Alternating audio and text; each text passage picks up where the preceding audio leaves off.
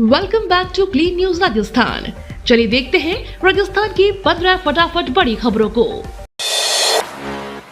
राजस्थान कांग्रेस को लगे दो बड़े झटके।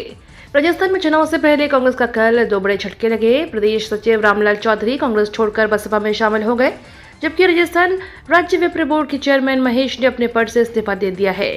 माना जा रहा है कि दोनों नेताओं ने टिकट नहीं मिलने से नाराज होकर यह निर्णय लिया है। बसपा रामलाल चौधरी को सांगानेर से प्रत्याशी बना सकती है। बसपा प्रदेश अध्यक्ष भगवान सिंह बाबा ने ऐसे संकेत दिए हैं। महेश शर्मा ने अपने इस्तीफा मुख्यमंत्री अशोक गहलोत को भेजा है। उन्होंने इस्तीफे का पत्र भी सामने आया है। उन्होंने पत्र में इस्तीफे की वजह तो नहीं बताई, लेकिन कहा जा रहा है कि वह पार्टी द्वारा टिकट नहीं दिए जाने से नाराज चल रहे थे। राजस्थान में कांग्रेस की दूसरी लिस्ट जारी। राजस्थान में कांग्रेस ने उम्मीदवारों की दूसरी लिस्ट जारी कर दी है। दूसरी सूची में कुल 43 कैंडिडेट को चुनावी समर में उतारा गया है। शनिवार को कांग्रेस ने पहली लिस्ट जारी की थी। राज्य के मुख्यमंत्री अशोक गहलोत, पूर्व डिप्टी सीएम सचिन पायलट समेत 33 उम्मीदवारों के नाम का ऐलान पहली सूची में किया गया था।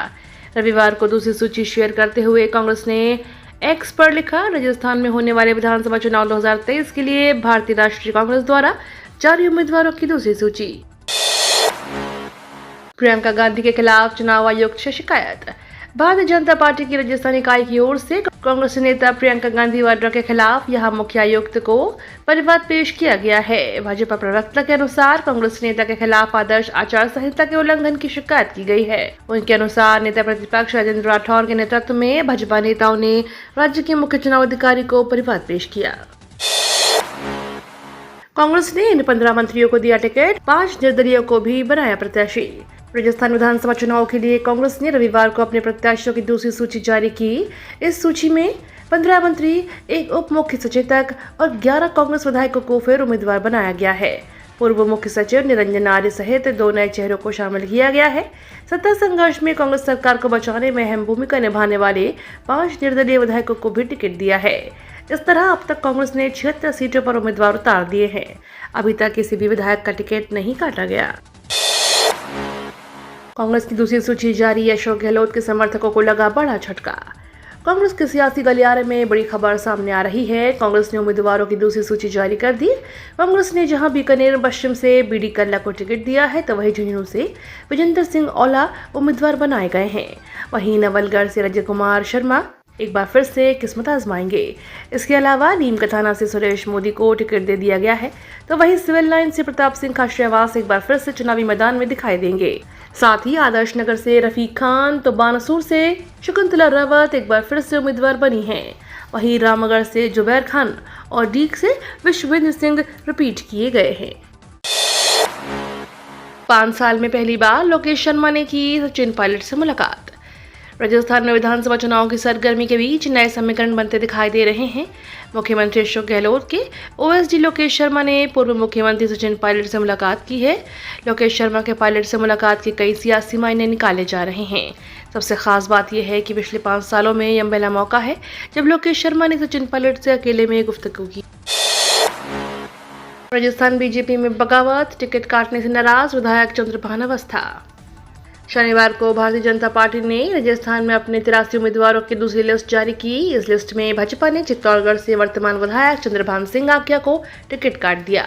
इसकी वजह से उनकी जगह इस सीट से भाजपा ने नरपत सिंह राजवी को अपना उम्मीदवार बना दिया। भाजपा के इस फैसले के बाद वर्तमान विधायक चंद्रभान सिंह आक्या ने पार्टी से बगावत कर दी। अब चंद्रभान सिंह आक्या ने चित्तौड़गढ़ से भी निर्दलीय चुनाव लड़ने का ऐलान किया है। एमपी विधानसभा चुनाव से पहले भाजपा को बड़ा झटका, दिग्गज नेता का इस्तीफा। मध्य प्रदेश विधानसभा चुनाव 2023 से पहले भाजपा को बड़ा झटका लगा है।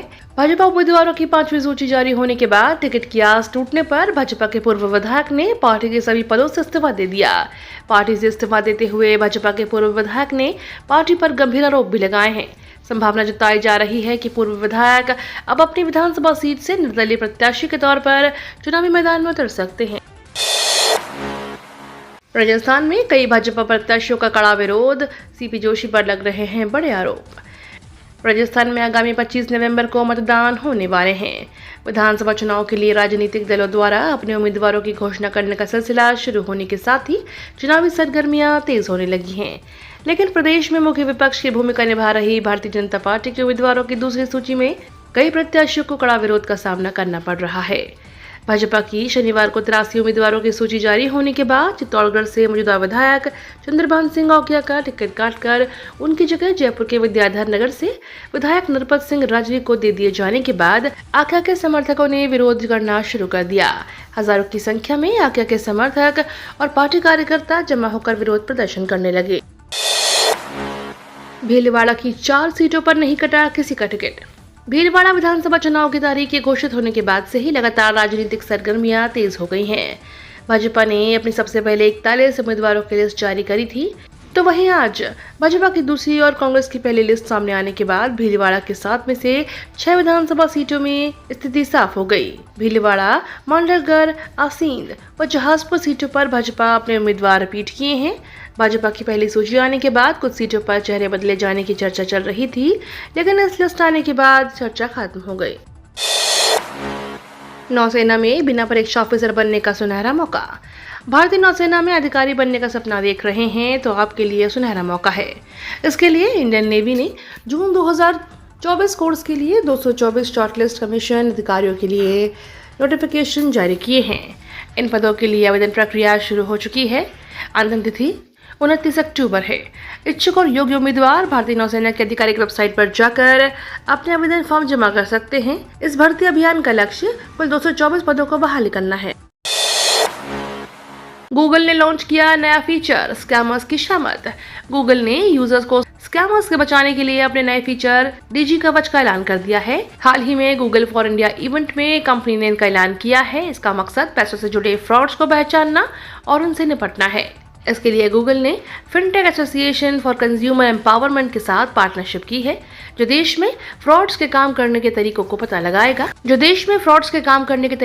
लगाएगा और लोगों को इस बारे में बताएगा। भारत ने न्यूजीलैंड को विश्व कप में 20 साल बाद हराया। लगातार 5वीं जीत निछाए शमी और विराट। रविवार को खेले गए मुकाबले में भारतीय टीम ने न्यूजीलैंड को 4 विकेट से हराया और धर्मशाला स्टेडियम का सबसे बड़ा टारगेट चेज कर इतिहास रच दिया। भारत ने विश्व कप में 20 साल बाद न्यूजीलैंड को हरा दिया। इस लगातार 5वीं जीत के साथ ही टीम इंडिया विश्व कप के पॉइंट्स टेबल में टॉप पर पहुंच गई है। न्यूजीलैंड के लिए डेरिल मिशेल ने शतक जड़ा था, लेकिन रोहित और विराट की पारी ने उनकी मेहनत पर पानी फेर दिया। सरकार इस दिन जारी कर सकती है 15वीं किश्त, सामने आया ये अपडेट। अब तक किसानों के खाते में कुल 14 किश्त को ट्रांसफर किया जा चुका है। 14वीं किश्त मिलने के बाद से देश भर में कई किसान 15वीं किश्त का इंतजार कर रहे हैं। ऐसे में प्रधानमंत्री किसान सम्मान निधि योजना की 15वीं किश्त को लेकर एक बड़ा अपडेट सामने आया है। मीडिया रिपोर्ट्स की माने तो सरकार प्रधानमंत्री किसान सम्मान निधि योजना की 15वीं किश्त के पैसों को नवंबर या दिसंबर महीने में जारी कर सकती है। गौरतलब बात यह है कि सरकार ने अभी किश्त के पैसों को ट्रांसफर करने को लेकर किसी भी तरह की कोई आधिकारिक ऐलान नहीं किया है। यह दावा मीडिया रिपोर्ट्स के हवाले से किया जा रहा है। नेतन्याहू ने हिजबुल्लाह को दी चेतावनी। इजरायल के पीएम बेंजामिन नेतन्याहू ने लेबनान के सबसे शक्तिशाली सैन्य बल हिजबुल्लाह को चेतावनी दी है। उन्होंने कहा कि अगर हिजबुल्लाह इजरायल के खिलाफ एक दूसरा युद्ध मोर्चा खोलता है तो यह उसकी गलती होगी और फिर इजरायल लेबनान के लिए तबाही ले आएगा। इसके अकल्पनीय परिणाम होंगे। आपको बता दें, पश्चिमी देश इजरायल, अरब खाड़ी देशों और अरब लीग हिजबुल्लाह को आतंकवादी संगठन मानते हैं। ये तो थी राजस्थान की बड़ी खबरें। रोजाना सबसे पहले अपडेट पाने के लिए क्लीन न्यूज राजस्थान को अभी सब्सक्राइब करें।